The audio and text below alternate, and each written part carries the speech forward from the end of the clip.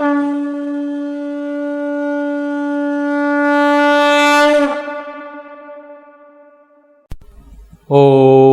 নমো ভগবতে বাসুদেবায়। স্বামী প্রজ্ঞাদাস কাঠিয়া বাবাজি রচিত গীতা চিরন্তন থেকে আজ আমরা পাঠ করব একাদশ অধ্যায় বিশ্বরূপ দর্শন যোগ। সাধন বেগ ক্রমাগত বর্ধিত না হইলে সাবধান হইতে হয়। সময় মতো শ্রী ভগবান দর্শন দিবেন এই ভাবিয়া সাধনায় শিথিলতাকে তুষ্টি বলে। শ্রী শ্রী সন্তদাসজি মহারাজ তাঁহার সাধন দিনলিপিতে লিখিয়াছেন, সাবধান সাবধান সাবধান, সাধনায় তুষ্টি যেন না আসে। ধৈর্যযুক্ত অধ্যাবসায় সহকারে ক্রমাগত সাধন বেগ বৃদ্ধি হওয়া চাই। সাধন পথে থামিয়া যাইলে নানা মলিনতা আসিয়া উপস্থিত হয়। তখন এই জীবনে আর ভগবত দর্শন হইয়া ওঠে না। অর্জুন ছিলেন শ্রদ্ধাবান, তৎপর এবং সংযেতেন্দ্রিয়। শ্রী ভগবানের শ্রীমুখ হইতে আগ্রহ সহ সমস্ত কিছু শুনিলেন। ইহাতে তাহার অন্তরে শ্রী ভগবানের বিশ্বময় রূপ দর্শন করিবার জন্য ব্যাকুলতা জন্মিল। তাহার শ্রদ্ধাশীল অন্তরের ব্যাকুলতা প্রভুকে বিশ্বরূপ দর্শন করাইবার জন্য প্রেরিত করিল। একাদশ অধ্যায় তাই বিশ্বরূপ দর্শন যোগ। পূর্ব অধ্যায়ে আমরা প্রভুর বিভূতির পরিচয় পাইয়াছি। প্রভুর দুই রূপ, অনরণীয় নাং সম, আবার মহত মহিয়ান। তিনি ক্ষুদ্র হইতেই ক্ষুদ্রতর, আবার মহান হইতেও মহান। অর্জুন এই অধ্যায়ে সেই মহান হইতেও মহান রূপ দর্শন করিতে চাহিতেছেন। ভক্ত শুধু শুনিয়া তৃপ্ত হন না, দেখিতে চান, স্পর্শ করিতে চান, প্রবেশ করিতে চান, নিজেকে একেবারে মিলাইয়া দিতে চান। সেই প্রেম স্বরূপকে লাভ করিয়া প্রেমময় হইয়া যাইতে চান। প্রভুও ভক্তকে ধীরে ধীরে আত্মসাৎ করিয়া লন। তিনি যাহাকে কৃপা করিতে আরম্ভ করেন, মাঝপথে কৃপাস্রোত তাহার বন্ধ হইয়া যায় না। অর্জুন উবাচ মদনুগ্রহায় পরমং গুহ্যমধ্যাত্ম সঙ্গীতম যতত্বয়ক্তং বচস্তেন মোহ্যয়ং বিগত মম। অর্জুন বলিলেন, পরম গুহ্য আধ্যাত্মতত্ত্ব বিষয়ক যে কথা আমার প্রতি অনুগ্রহ করিবার নিমিত্ত তোমার দ্বারা কথিত হইল, তাহার দ্বারা আমার এই মোহ দূর হইয়াছে। অর্জুন বলিতেছেন, আমি শোকে বিষণ্ণ হইয়া দিশেহারা হইয়া পড়িয়াছিলাম। আমি নিজের কর্তব্য নির্ণয় করিতে পারিতেছিলাম না। সেই আমাকে আপনি অনুগ্রহ করিবার জন্য মদনুগ্রহায় অতি গোপনীয় এবং পরম পবিত্র আধ্যাত্ম বিষয় উপদেশ করিলেন। ইহাতে আমার মনে যে মোহ উপস্থিত হইয়াছিল তাহা দূর হইয়াছে। আধ্যাত্ম শব্দটির অর্থ হইল আত্মাকে অধিগত করিয়া যাহা, ইহা আত্মবিদ্যা। এই বিদ্যা অতি গোপনীয়। কোনো জিনিসকে পবিত্র রাখিতে হইলে তাহাকে গোপন রাখিতে হয়, কারণ তাহা না হইলে তাহার পবিত্রতা নষ্ট হয়। সকলে ইহার মর্যাদা বোঝে না, তাই ভারতবর্ষে এই বিদ্যা খুব গোপনে সংরক্ষিত হইয়াছে। ইহা যোগ্য অধিকারী ছাড়া দেওয়া হয় না। বলা হইয়াছে, সা বিদ্যায় শ্মশানং গচ্ছেৎ মা বিদ্যামূসরে বপেৎ। অর্থাৎ বিদ্যা লইয়া শ্মশানে যাইবে, তবু বিদ্যা ঊষর ভূমিতে রোপণ করিবে না। অর্জুন বলিলেন, আমার মোহ দূর হইয়াছে, কিন্তু ইহা সাময়িক। মোহ সহজে দূর হইতে চাহে না, সরিয়া যায়, আবার আসিয়া হৃদয়কে অধিকার করে। এই মোহকে আত্মান্তিকভাবে দূর করিতে লাগাতার প্রয়াসের দরকার। তিনি যে বলিয়াছেন, আমার মোহ দূর হইয়াছে, ইহাও মিথ্যা নহে। যে অবস্থায় তিনি ছিলেন, লড়াই করিবার মানসিকতাটাই হারাইয়া ফেলিয়াছিলেন। শ্রী ভগবানের কৃপায় সেই অবস্থাটা তিনি কাটাইয়া উঠিতে পারিয়াছেন। তিনি হৃদয়ে নতুন আলো পাইতেছেন, তাহার আগ্রহ আরও বাড়িতেছে। শ্রী ভগবানও তাহাকে সাহায্য করিতেছেন। ভবাপ্পায়ৈ হি ভূতানঃ শ্রুতৌ বিস্তরস্য ময়া তত্ত্ব কমলপত্রাক্ষ মাহাত্ম্যমপি চাপ্যয়ম। যেহেতু হে কমলপত্র লোচন, প্রাণী সকলের উৎপত্তি ও বিনাশ এবং তোমার অব্যয় মাহাত্ম্য তোমা হইতে আমি বিস্তৃত রূপে শ্রবণ করিয়াছি। কমলপত্রাক্ষ শ্রীধর স্বামী এই সম্পর্কে লিখিয়াছেন, কমলস্য পত্রে ইব সুপ্রসন্নে বিশালে অক্ষিণী যস্য, অর্থাৎ পদ্মফুলের পাপড়ির মতো সুন্দর বিশাল প্রসন্ন চক্ষু যাহার। মাহাত্ম্যম শ্রী ভগবানের মহিমা।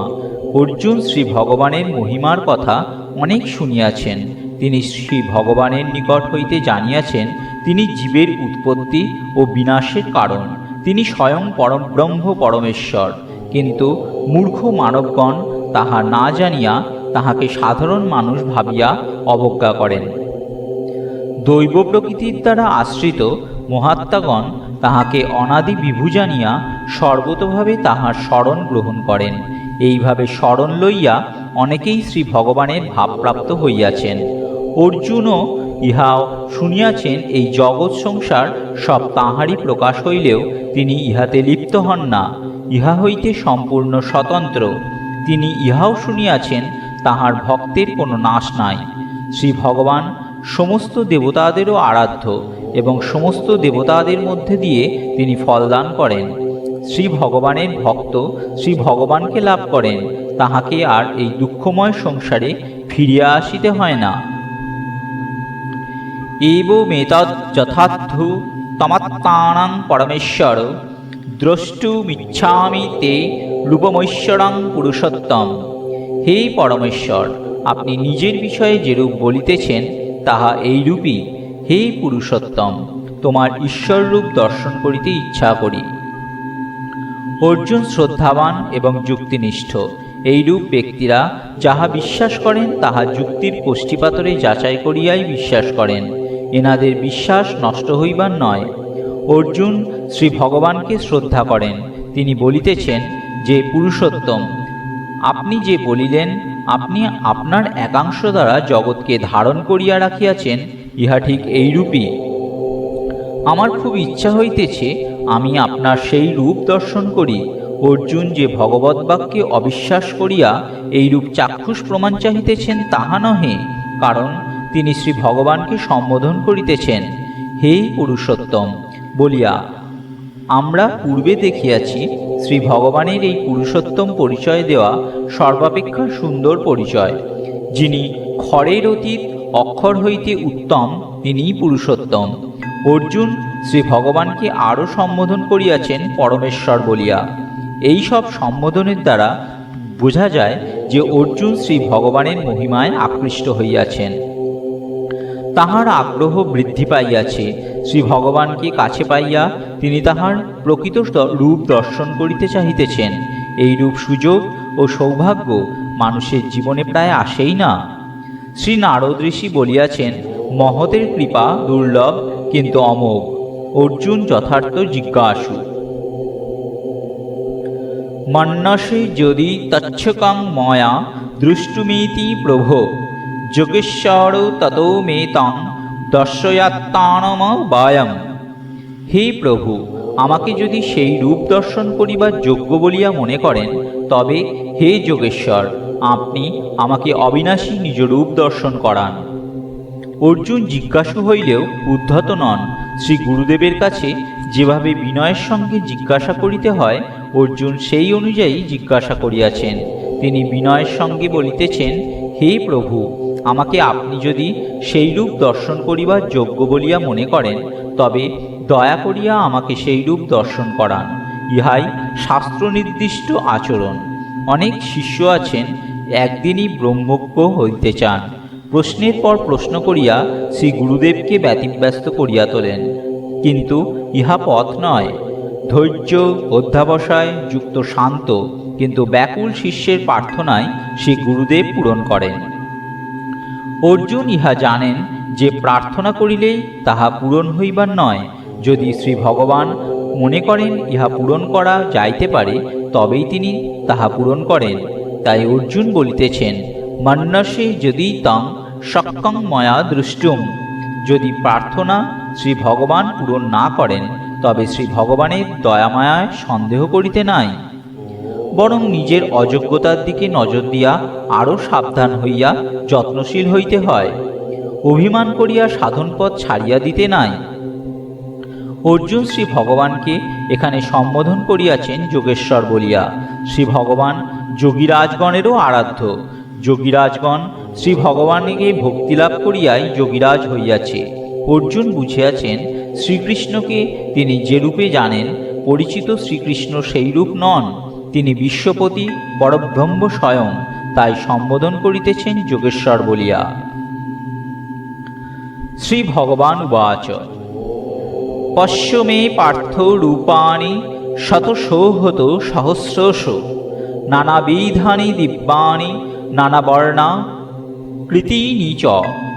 শ্রী ভগবান বলিলেন, হে পার্থ, আকৃতি বিশিষ্ট আমার অলৌকিক রূপ সকল নানা প্রকার এবং নানা বর্ণ ও শতপ্রকারে ও সহস্র প্রকারে দর্শন করো।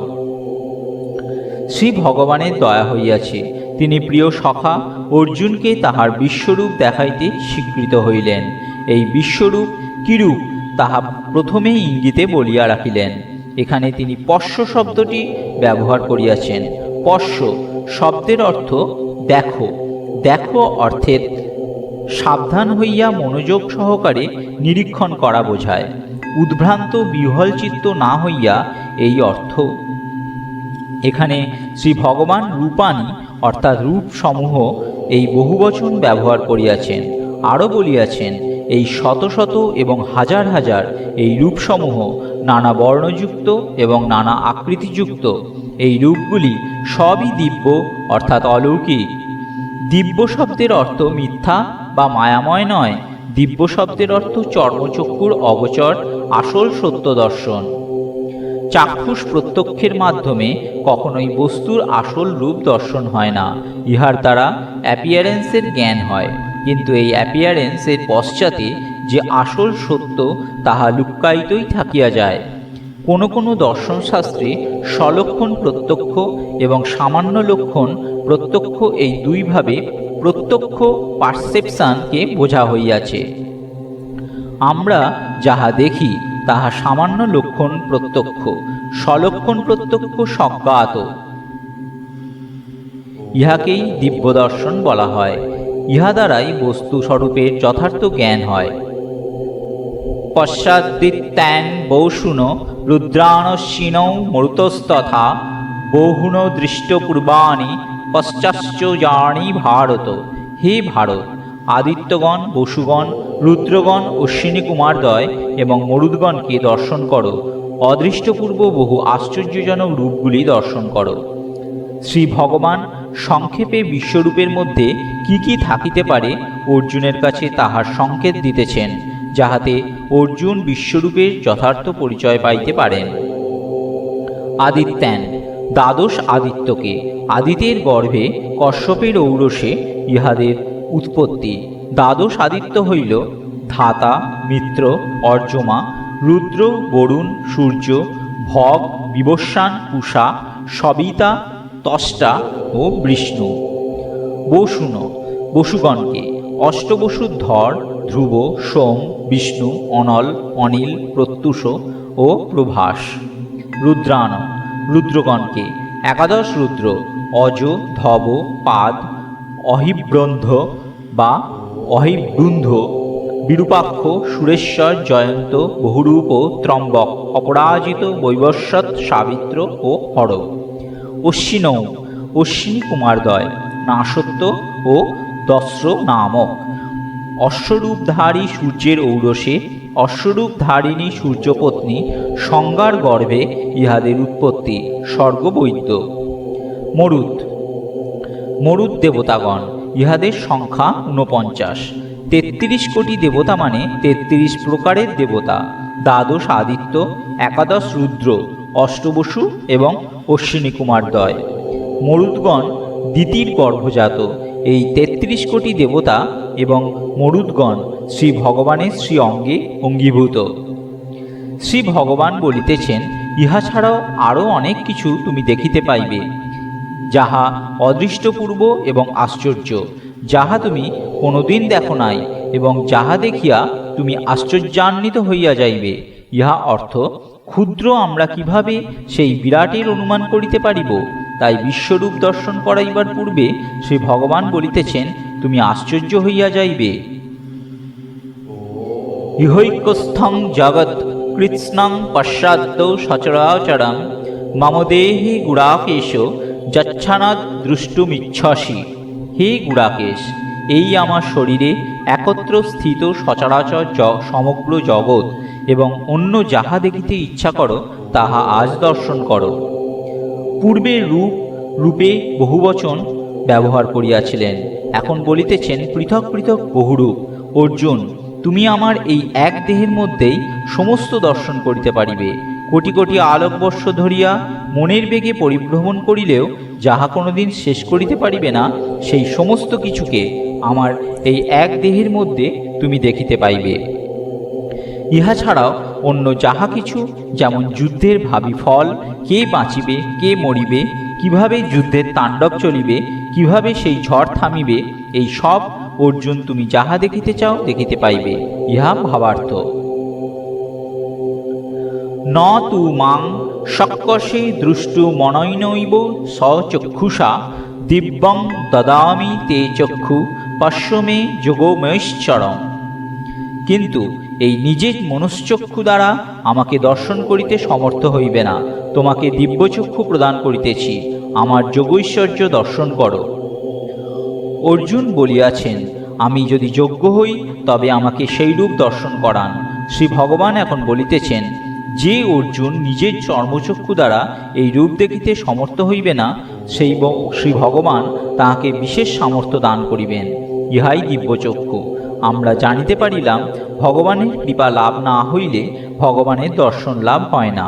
শ্রী শ্রী সন্তদাসজি মহারাজ বলিতেন, অধীন হইয়া পড়িয়া থাকো, হট করিয়া অবস্থা খুলিয়া যাইবে। শ্রী ভগবান বলিলেন, এই দর্শন, অধ্যয়ন, দান, যজ্ঞ, তপস্যা কোনো কিছু দ্বারাই লাভ হয় না, ইহা অনন্য ভক্তি দ্বারা লাভ হয়। শ্রী ভগবানের কৃপারূপ সামর্থ্য লাভ হইলে সংশয়াতীত রূপে শ্রী ভগবানকে পাওয়া যায়। সেই পাওয়াতে আর সংশয় থাকে না। সেই মহানেরও যোগৈশ্বর্য অর্জুন এখন দেখিতে পাইবেন। এই সাথেই শেষ হল আজকের একাদশ অধ্যায়ের প্রথম পর্ব। ওম নমো ভগবতে বাসুদেবায়।